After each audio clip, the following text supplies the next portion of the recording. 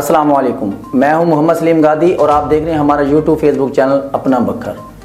आइए चलते हैं अहम खबर की तरफ।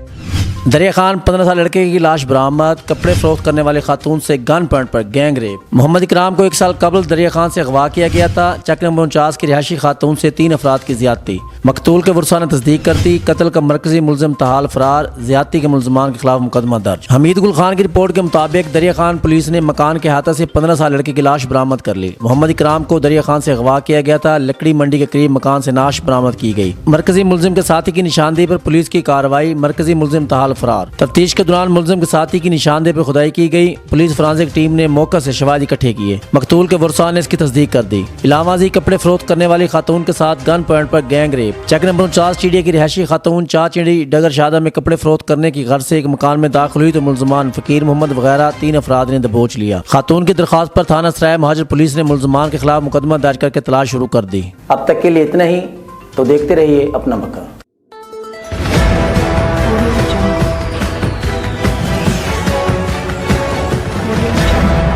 अपना बखर, क्योंकि ये अपना है।